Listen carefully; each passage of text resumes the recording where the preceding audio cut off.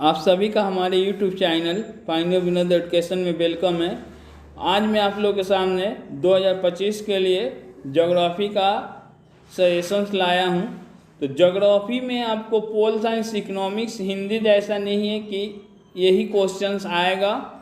इसमें जो पहला क्वेश्चंस आएगा वो आपको जियोमॉर्फिक प्रोसेस से लेकर मिट्टी तक से आएगा। तो जिसमें मिट्टी से आपको एक क्वेश्चंस रहेगा। अगर आप लोग मिट्टी वाला पोर्शंस कीजिएगा तो आप लोग के लिए आसान रहेगा। तो फर्स्ट अभी आप लोग के पास समय बहुत ही है, आप लोग इतना क्वेश्चन तैयार कीजिए, समय आने पर मैं क्वेश्चंस को कम कर दूंगा। काष्ठ भू आकृति के विकास के हेतु आवश्यक स्थितियों की संक्षिप्त चर्चा करें। ये क्वेश्चंस का बहुत ही कम चांस है क्योंकि काष्ठ प्रदेश के अपक्षरण द्वारा बनने वाली स्थलाकृतियाँ आ चुका है 2024 में। दूसरा है चित्र की सहायता से विभिन्न प्रकार के तट रेखा की उत्पत्ति और विशेषता को लिखिए। इंटी सोल्स एंड मोली सोल्स क्या है? रेखा चित्र की सहायता से विभिन्न प्रकार के प्रवाह प्रणाली या अपवाह तंत्र की चर्चा करो। फ्योर्ड तट एंड रिया तट के बीच तुलना कीजिए। चौथा क्वेश्चन इस साल दे सकता है विभिन्न प्रकार की परवाल भित्ति की उत्पत्ति के कारण और विशेषता उपयुक्त चित्र के साथ लिखिए। पांचवा क्वेश्चन आप लोग रहने दीजिए, मत कीजिएगा। छठवां क्वेश्चन है समुद्री तरंगों तथा सागरी जल के निक्षेपण कार्य द्वारा निर्मित विभिन्न प्रकार के स्थलाकृतियों का वर्णन कीजिए। इस साल 2025 में आपको समुद्री तरंगों का निक्षेपण या अपक्षरण ज़्यादा चांस है। देखिए 2024 में मैं काष्ठ प्रदेश का अपक्षरण बोला था, वो अपक्षरण और निक्षेपण, तो काष्ठ प्रदेश का अपक्षरण आया था। 2025 के लिए मैं बोल रहा हूँ समुद्री तरंग, जिसको मैरीन इरोशंस भी बोलते हैं। तो इसका आपको अपक्षरण द्वारा बनने वाली 3-4 स्थलाकृतियाँ और निक्षेपण द्वारा बनने वाली 3-4 स्थलाकृतियाँ पढ़ लीजिएगा तो अधिक चांस है कि मिल जाएगा। उसके बाद अक्षेत्रीय मिट्टी एजोनल सोल की परिभाषा दो। नेक्स्ट क्वेश्चन है समतलीकरण क्या है? परवाल भित्ति की वृद्धि के 2 कारणों का वर्णन कीजिए। स्थैतिक पुनर्यौवन की उत्पत्ति कैसे होती है?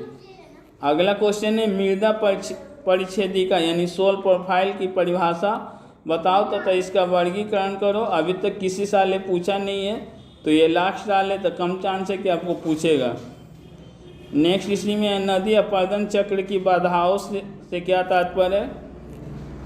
अगला क्वेश्चन है विश्व के मिट्टी क्षेत्र का वर्गीकरण कीजिए। ये भी अभी किसी साल पूछा नहीं है। आप लोग का इस सिलेबस से लास्ट साल है तो अधिक चांस है कि क्वेश्चंस आपको एग्जाम में इजी ही आएगा। जो नहीं पूछा है उसका पूछने का कम चांस है। ऐसे आप लोग पढ़ना चाहते हैं तो पढ़ सकते हैं। चरणोजम मिट्टी और पॉडजोल मिट्टी में क्या अंतर है?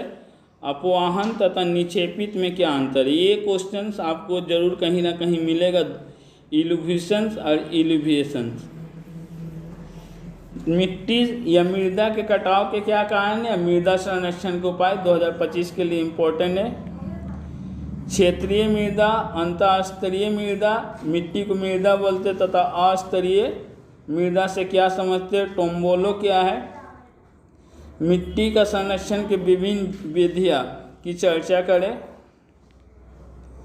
समुद्री अपरदन के द्वारा बनने वाली किन्हीं 3 भूमि आकृतियों का उपयुक्त चित्र के साथ। मैं पहले ही बोला हूँ कि समुद्री अपरदन का अपक्षरण या निक्षेपण में से आपको एग्जाम में आएगा।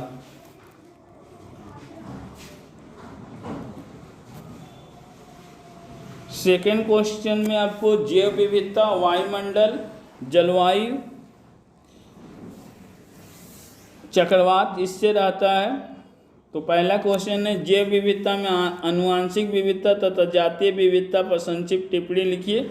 जैव विविधता के महत्व का उल्लेख कीजिए। शीतोष्ण चक्रवात के जीवन चक्र का वर्णन उपयुक्त चित्र द्वारा करें। भूक्रियात्मक रूप से शुष्क मिट्टी का क्या तात्पर्य है?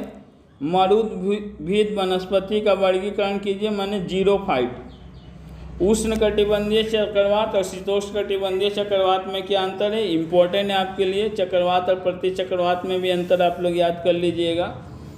जेट प्रवाह किसे कहते हैं? जैव विविधता का महत्व ऊपर हो गया। एल नीनो तथा ला नीनो के प्रभाव की चर्चा कीजिए। ग्रीन हाउस का प्रभाव पर संक्षिप्त टिप्पणी लिखिए। उष्ण अवतार और शीत अवतार क्या है? ओजोन के परत में रिक्तीकरण के क्या कारण हैं? चक्रवात की आंख किसे कहते हैं? भूमंडलीय उष्णता के क्या कारण हैं? भूमंडलीय उष्णता के प्रभाव। संकट और आपदा में क्या अंतर है? इस चैप्टर में 4 अंतर है। संकट और आपदा, चक्रवात और प्रतिचक्रवात, शीतोष्ण कटिबंधीय और उष्ण कटिबंधीय चक्रवात, भूमध्यसागरीय और मानसूनी जलवायु में क्या अंतर है? हेलोफाइट अनुकूलन, इस बार हेलोफाइट और जीरोफाइट का ज़्यादा चांस है आपका एग्जाम में। थर्ड क्वेश्चन आपको कृषि से आता है। पहला क्वेश्चन है, ये सेकंड का ही मैं उस साल थर्ड में दे दिया था। भूमध्यसागरीय जलवायु प्रदेश क्यों फलों के उत्पादन के लिए प्रसिद्ध है? क्यों गहन निर्वाह कृषि में प्रति व्यक्ति उत्पादन कम होता है? सह आवर्तन के 2 विशेष लक्षणों का उल्लेख करो। यहाँ पर 1+9 मिस्टेक से आ गया है। नेक्स्ट क्वेश्चन है जो कि इस साल आने का चांस है। भारतीय कृषि पर हरित क्रांति के 3 प्रतिकूल प्रभावों की चर्चा कीजिए। हरित क्रांति, नीली क्रांति और श्वेत क्रांति में से इस बार आपको आने का चांस है। गन्ना वर्ग की खेती के लिए उपयुक्त कोई ना कोई फसल का आपको दे सकता है 10वीं कक्षा का, जैसा धान, गेहूं, चाय, कहवा, गन्ना, जूट, कपास। क्वेश्चन घुमा कर देगा, आप लोग समझ लीजिएगा। फसल संयोजन किसे कहते हैं? चावल और गेहूं की खेती के लिए जलवायु तथा मिट्टी की स्थिति की तुलनात्मक विवरण दीजिए। ये आवश्यक भौगोलिक परिस्थितियों में से ही लिखना है। श्रीलंका नारियल उत्पादन में क्यों आगे है? भारत में श्वेत क्रांति की क्या समस्या? भारत में नीली क्रांति के महत्व को लिखिए। अगला क्वेश्चन है, आधुनिक कृषि में यंत्रीकरण के 2 लाभ और हानि को बताएं। फसल की गहनता को कैसे मापी जाती है? पंचम क्षेत्र के प्रमुख आर्थिक क्रियाकलाप की विशेषता को लिखिए। दक्षिण भारत में कहवा उत्पादन के विकास के क्या क्या कारण है? फसल चक्र के 2 लाभ लिखिए।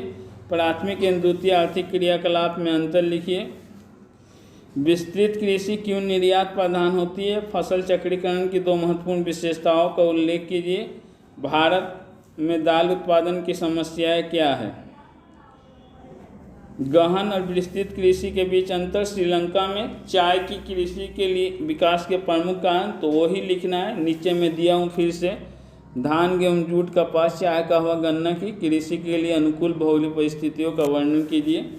10वीं कक्षा में भी आप लोग का था। उसके बाद ये भी पढ़ लीजिएगा, पिछले साल इसमें से एक पूछ दिया है, मार्केट गार्डनिंग। गहन कृषि, विस्तृत कृषि, मिश्रित कृषि, व्यापारिक कृषि, स्थानांतरित कृषि की विशेषताओं को लिखिए। शुष्क कृषि क्या है? मिस्र में उत्तम गुणवत्ता वाले कपास के उत्पादन को नियंत्रित करने वाले घटकों को स्पष्ट कीजिए। वही लिखना है। कपास की कृषि के लिए आवश्यक भौगोलिक परिस्थितियों को ही लिखना है। गुजरात में श्वेत क्रांति के आरंभ के कारणों का विश्लेषण करें। चौथा क्वेश्चन आपको इंडस्ट्री उद्योग धंधों से आएगा, जिसमें इस साल लौह इस्पात और सूती वस्त्र उद्योग का ज़्यादा चांस है।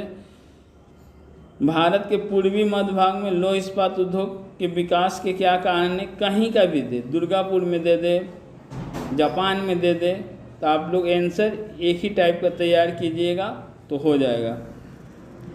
उसका सूती वस्त्र उद्योग को फूट लूज उद्योग क्यों कहा जाता है? ब्राज़ील में रबर उद्योग के विकास हेतु समस्याओं की चर्चा कीजिए।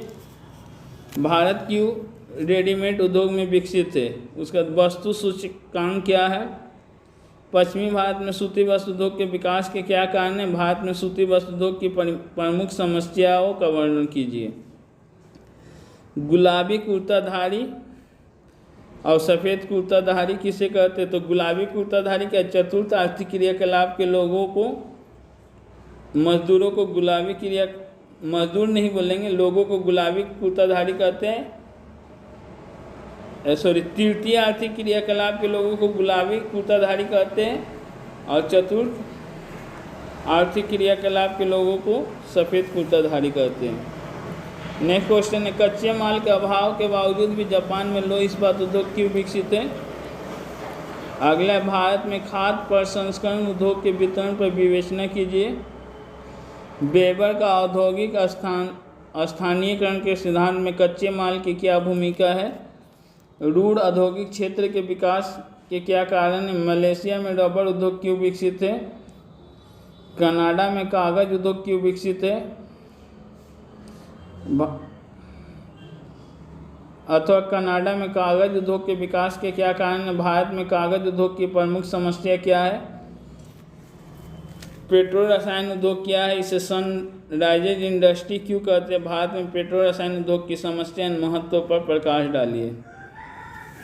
नेक्स्ट है, ब्राज़ील में रबर उद्योग के विकास में आने वाली समस्याओं का चर्चा कीजिए। भारत में तैयार पोशाक निर्माण उद्योग का विकास क्यों हुआ है? पदार्थ सूचकांक किसे कहते हैं? अगला है, भारत में बड़ी मात्रा में दुधारू पशु के होने के बाद भी यहाँ दूध उद्योग क्यों विकसित नहीं हुआ? विश्व व्यापार संगठन यानी WTO का क्या कार्य है? दुर्गापुर को भारत का रोड क्यों कहते हैं? चतुर्थ और पंचम आर्थिक क्रियाकलाप में क्या अंतर है? नेक्स्ट क्वेश्चन है, कागज उद्योग के विकास के लिए आवश्यक कच्चा माल क्या है? स्वर्णिम चतुर्भुज से आप क्या समझते हो? किसी देश की आर्थिक स्थिति पर पर्यटन का क्या प्रभाव पड़ता है? अगला क्वेश्चन है, भारत के पश्चिमी भाग में पेट्रो रसायन उद्योग के विकास के कारण बताइए। यूएसओ में सूती वस्त्र उद्योग के वितरण की संक्षेप में चर्चा कीजिए। पांचवा क्वेश्चन आपको जनसंख्या, बस्तियाँ और क्षेत्रीय विकास से आता है। पहला क्वेश्चन है, अत्यधिक आबादी ओवर पॉपुलेशन और जनसंख्या माने अंडर पॉपुलेशन की परिभाषा दो। भारत में नगरीकरण की समस्या की चर्चा संक्षेप में करें। नेक्स्ट क्वेश्चन है, जनसंख्या घनत्व तथा मानव भूमि अनुपात में अंतर करें। आयु लिंग अनुपात की महत्व का उल्लेख करें। भारत से उदाहरणों के साथ किन्हीं 3 प्रकार के नगरों का उनके कार्यों के अनुसार उल्लेख करें। ये क्वेश्चन ज़्यादा इम्पोर्टेंट है। विश्व के विभिन्न भागों में जनसंख्या के असमान वितरण से संबंधित भौतिक तत्वों की चर्चा कीजिए। यहाँ पर थोड़ा सा छूट गया है।